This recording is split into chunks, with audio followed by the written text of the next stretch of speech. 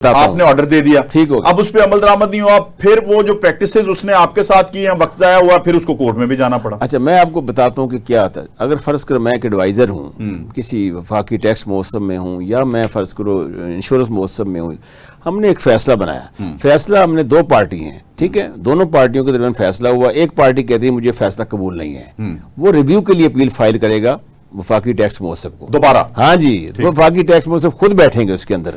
اگر وفاقی ٹیکس موسم اس کو پھر انڈورس کر دیتے ہیں کہ نہیں میرے ایڈوائزر کا جو فیصلہ ہے وہ بالکل صحیح ہے, تو پھر وہ جائے گا پریزیڈنٹ کے پاس.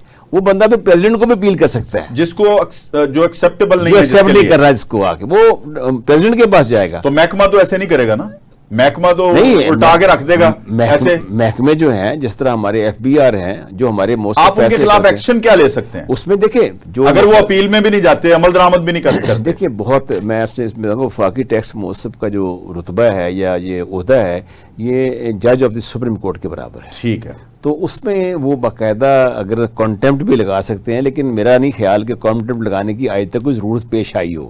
آپ دیکھیں کہ وفاقی ٹیکس موصف جو ہے کسٹم سروس کے آدمی ہیں, وہ لہٰذا اسی محکمے کے آدمی ہیں, کسٹمز کے لوگ ہیں, ایف بی آر کے لوگ ان کو جانتے ہیں, وہ پھر فیصلے کرتے ہیں اور فیصلے کے اوپر وہ عمل درآمد کے لیے کہتے ہیں.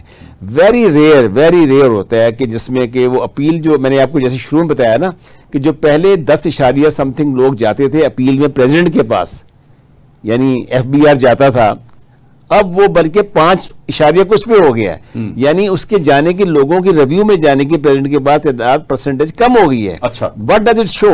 It shows the credibility of the department. ٹھیک, اور ڈیسیژن کی جو ہے توقیر ہو رہا ہے کہ ڈیسیژن بڑا اچھا ہوا ہے آ کے, وہ مانتے ہیں اس بات کو آ کے.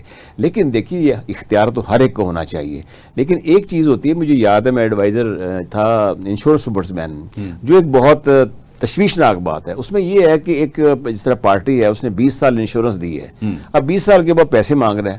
اب کمپنی جو ہے اس کو اس کے اصل پیسے بھی نہیں دے رہی, یا دے رہی ہے تو بہت تھوڑے دے رہی ہے. ان کے بعد 3 مارجن ہوتے ہیں, لوئسٹ, مڈل اینڈ ہائیسٹ. وہ لوئسٹ دیتی ہے آ کے, یا کہتی ہے بہت کم دینے آ کے.